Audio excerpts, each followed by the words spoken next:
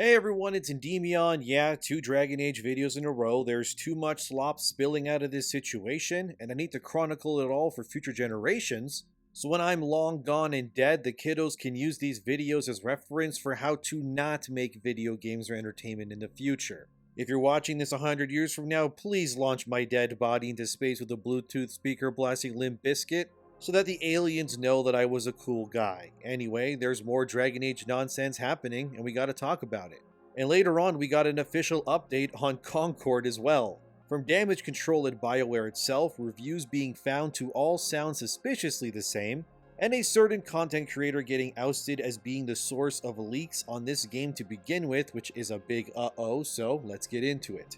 Everybody, please take your Pepto-Bismol, because we're going to be gorging on some gross slop today.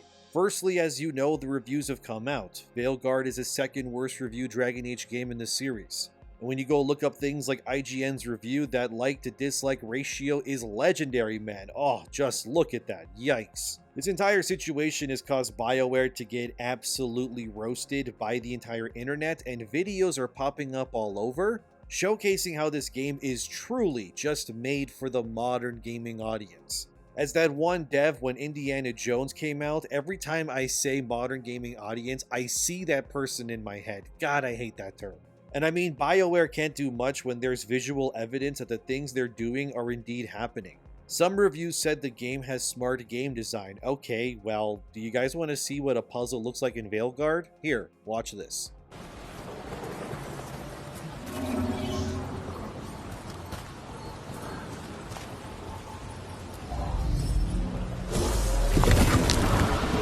Very riveting stuff. Amazing that this player was able to discover how to solve such a complex series of puzzles there. This game seems like it's being made for entry-level monkeys at a lab, to get them familiarized with the equipment before they run more intense tests. Anyone with a functioning brain cell could solve the puzzles in Veilguard, and to be real with you, if your puzzles are going to be this brain dead on purpose, I would rather your game just not have puzzles at all. There's a few things we need to just remove from games going forward. Puzzles like the one you were just shown, that's a fine example, and we need characters to just shut their mouths when it comes to explaining things before we even get a chance to think about how to progress further. Yeah, I'm looking at you, Aloy from Horizon or Atreus from God of War.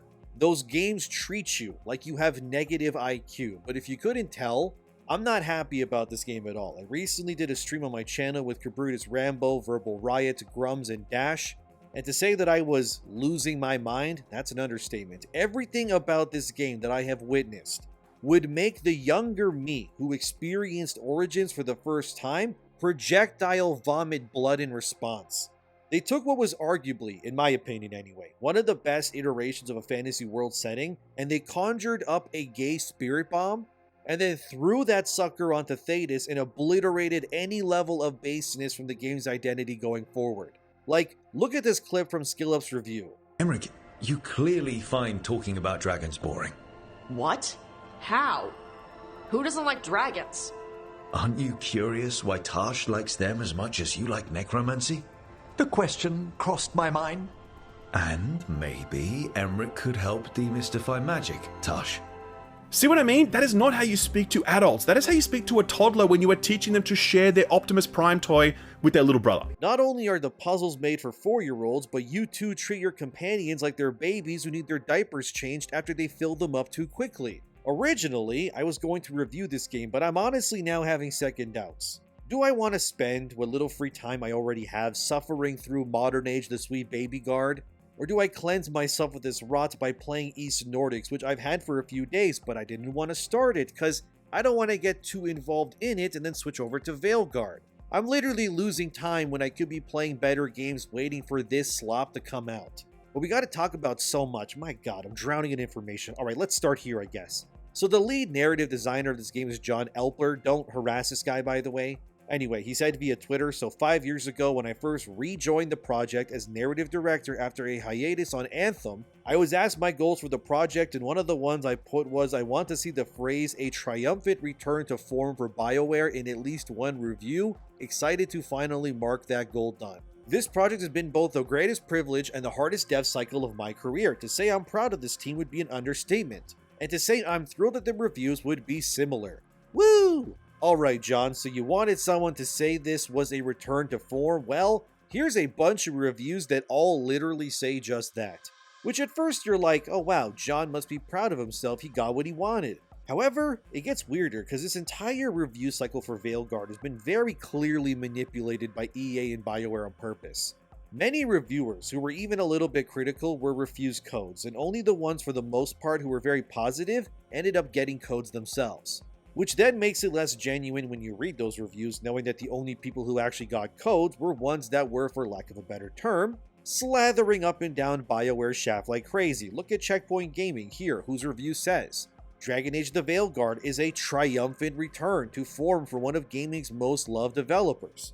Okay, so now here's PlayStation Universe, which says, Dragon Age the Veilguard is a must-have RPG this holiday season. There is so much that Veilguard brings to the table that it's hard to find something to dislike. Veilguard is a complete package that gives you everything you could ever wish for in an action RPG and is without a doubt a return to form for BioWare. IGN Portugal said Dragon Age the Veilguard is a return to form for BioWare. Assuming itself to be more of an action game, some RPG elements have been pushed into the background as a result. If some RPG elements that it's known for have been removed, then it's not a return to form, you dummies.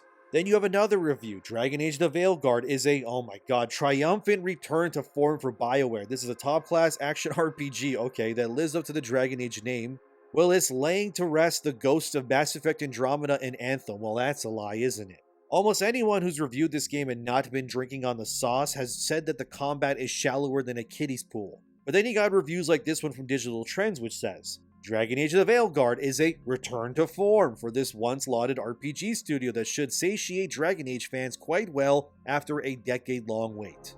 How the hell is this a return to form if you gave the game a 70? That doesn't sound like a return to form to me. But isn't it weird that every single review I just read you all sounded exactly the same? Almost as if these reviews were only given to yes men, women, and they-themers on purpose to ensure the right narrative was formed? None of this feels genuine. This game's review cycle feels about as natural as Madonna's face right now. And look at that thing. My god, she looks like long legs. But this game will beat the bigot out of you like a redheaded stepchild. I mean, in other games, when you make choices, you may get prompts that say, so-and-so will remember that in the future. But not in Dragon Age. In Veilguard, you get nice prompts to say stuff like, you've chosen to encourage Tosh by focusing on the benefits of a multicultural background. How does it feel to have lived long enough to see all of your favorite franchises go down in flames? Feels great. Who is this game made for? The Qunari are literally the most battle-hardened and downright xenophobic race out of the 4 playable races you can play in these games. Qunari would not be acting like this at all. These dudes literally tried to burn Kirkwall down because they hated all of the other races. And they wanted to exterminate the mages specifically because of the threat that they pose to the world. And honestly, when you think about it, what happens in Inquisition and Veilguard, technically speaking, I mean, the Qunari were kind of right. The mages are literally the reason why the world is being torn apart not once, but twice in a row like this. Tosh is like the liberal arts major girl who refers to herself not as an American, but instead unironically will call herself things like a white settler on indigenous land to be more culturally aware of herself. But in the process, she'll just look weird to everyone else around her, and before you say I'm making terms like that up, my dear viewer, I'm not actually. Go look at Baby Ghost, another consulting firm, and see what the creators of that sweet baby adjacent company call themselves in their own bios. People who refer to themselves like Eileen Holoka here as they, she is a queer and disabled white settler living on Treaty 1 territory in Winnipeg. And the other co-founder refers to themselves as she is a queer white settler community arts advocate and organizer software developer. These are the kinds of people games like Veilguard are made for. People who absolutely can no longer distinguish reality from fiction anymore. Everything must interweave and become one like the material world and that of the Fade. It's so tiring and it's awful, man, but there's still so much to go over. Things have gotten so bad that even the next Mass Effect game is being pulled into the singularity that is Veilguard. After the scathing hot takes thrown at BioWare over this misfire, Michael Gamble, the director of Mass Effect 4, or I guess 5, if you want to accept that Andromeda exists, said this response to Veilguard's reviews and being associated with BioWare. Lots of people asking me about Mass Effect now that Veilguard reviews are out. Both are from the studio, but Mass Effect is Mass Effect. How you bring a sci-fi RPG to life is different than other genres or IP and has to have different kinds of love. Regarding tone question, Mass Effect will maintain the mature tone of the original trilogy. That is all I'm going to say for now. Look, Gamble would not be saying these things if the situation wasn't as dire as it is. You know how bad things gotta be that you have to go out of your way to distance yourself from another game that was made within the same studio that you are in currently. This is insane, dude, but it proves how poorly these ideological pushes are being embraced by the common player base out there. Nobody wants this anymore, absolutely nobody, and yet they continue to give us this slop over and over because they're convinced that eventually over time people will be worn down and just accept it. But it's the opposite, actually. If anything, people are far more emboldened and angry than ever before. You know how badly I would have loved to have a based, dark fantasy Dragon Age game to go through right now? Dude, I would want nothing more right now. Instead, I got Dragon Age if it was made by the Canadian government or something. Like, look at this character, bro. What the hell is even that? Gamble had to respond to more comments where one user said, I mean, Mass Effect has always had its fair share of humor and silliness. To which Gamble would reply, serious characters put in some humorous situations. And I agree with Gamble here. This is the way to go about making characters like this. We don't love Garrus because he's goofy 200% of the time.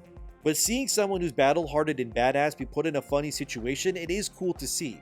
But when every situation is like that, such as in Veilguard's case, which Skill Up says there's never a serious moment in his 50 hours of gameplay, it just becomes overloaded cringe. But then one user pleads with Gamble on the future of Mass Effect and asks, please don't Pixar Mass Effect like you guys did with Dragon Age, to which Gamble replied, I'm not sure I agree with the Pixar thing, but Mass Effect is photorealistic and will be as long as I'm running it. Some people believe that Gamble was throwing shade at Veilguard here, which he could be, but I think he was more not agreeing that Veilguard looks like Pixar, but I mean, it definitely doesn't look like previous Dragon Age games either.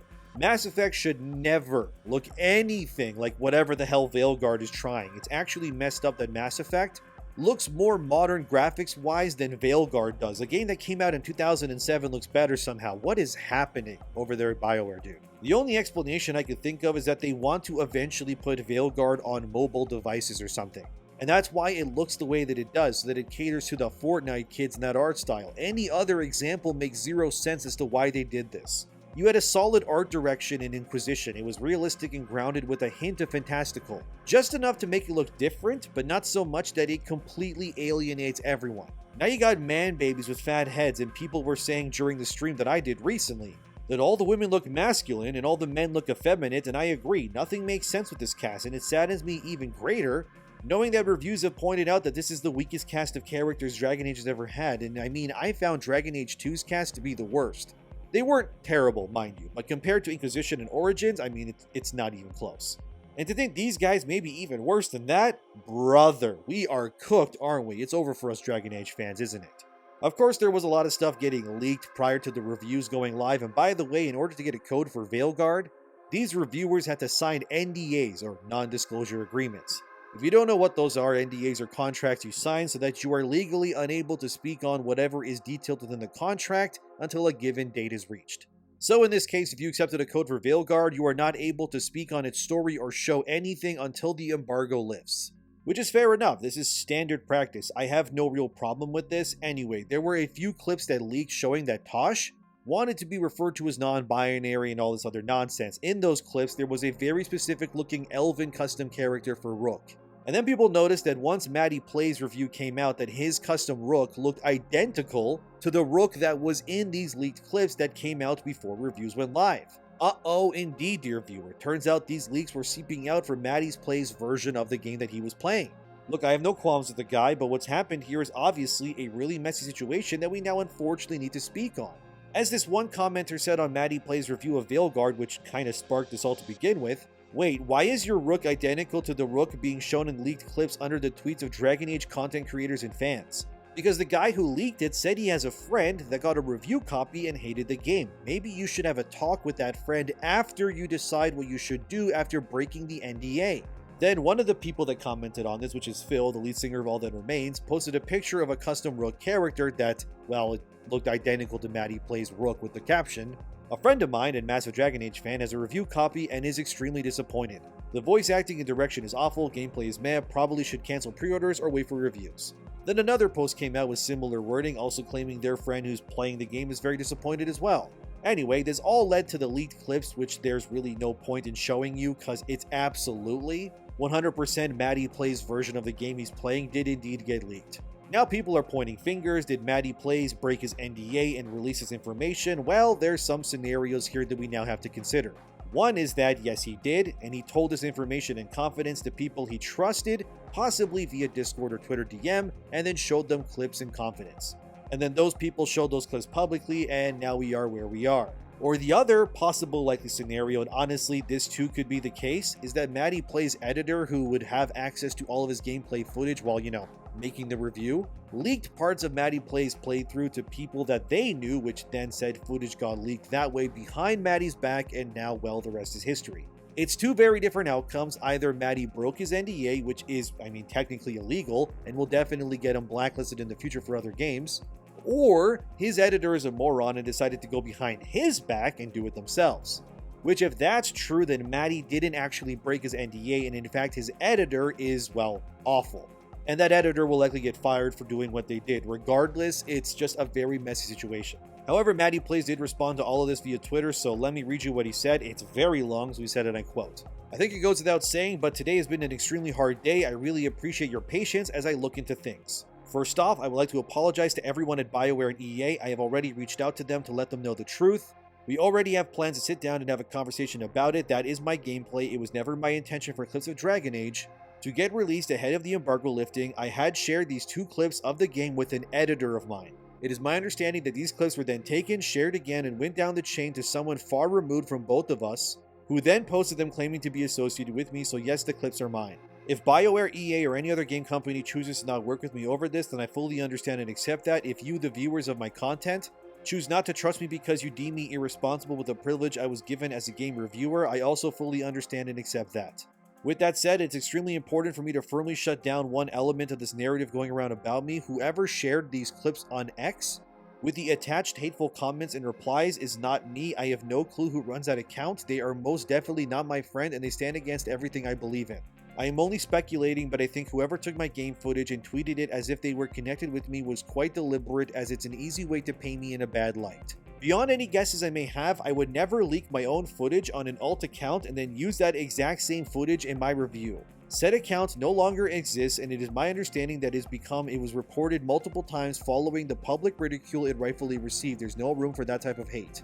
It also needs to be said that I have not deleted any comments on my review. I believe as a consumer of media, you have a right to call someone out on BS or say what you feel. I do have preset words for my channel filters that fall under racist, homophobic, etc. that automatically get caught by YouTube's moderation system, but that's it. I know I can't convince each and every one of you, but I do think you all deserve an explanation. At the end of the day, my circle of trust was breached, and it was my fault for sending a clip in the first place. I'm deeply disheartened by the amount of people who believe that this Twitter account was me. I don't expect blind loyalty, yet it hurts to see just how quickly I was thrown under the bus. The sad reality of it all is the damage is done, and many people have made up their minds about me today. Since I have started covering this game, many angry opinions have fallen in my lap. When I played the preview, I thoroughly enjoyed it, and had a chance to interview the game's director, Corinne Bush. On that video, people were sending hate my way because they wanted their opinions heard. Now I have put out my honest and objective review, and people are still unhappy with my personal opinion. It has always been my goal to deliver fair, honest coverage of video games and elevate the conversation, not fan the flames. I'm deeply sad that my clips have played into the detraction of a game that, as stated in my review, others may enjoy more than me. Looking at the Open Critic score, I'm glad to see it is that way. It's been a tough cycle for the folks at BioWare, and to know I played a part in the pain of the developer who made my favorite games ever is a regret that I don't think I will ever live down, even if people choose to forgive me. I want to thank my wife, my best friends, and my Last Stand Media family who hung with me and didn't lose faith in me. The statements made about my character today have broken my heart into a million pieces. I don't say that so you feel bad for me. I just feel that it's important to give my love to those who willingly stood by me in the face of all this. I know it wasn't easy having your ethics in question just by being in my vicinity. Lastly, I'm not going anywhere. I'll be continuing to make content about games, blah blah blah. Hope to see you there, end quote. So as Matty Plays puts it, he shared a clip or two with his editor, which is normal since the editor of the video would need said clips, and has been told when and where to put those clips in the context of the review. That's all pretty standard stuff. I think we can all agree. I also don't think it was the All That Remains singer guy that's at fault here. It was the other person who said that they were friends with them, but anyways, moving on. These sorts of relationships, of course, are built on trust, and I think in this case, it's not just Matty who is objectively at fault. I mean, there's no way to go around that. But this editor decided to use this opportunity too, and that to me anyway is grounds to fire that person in my opinion.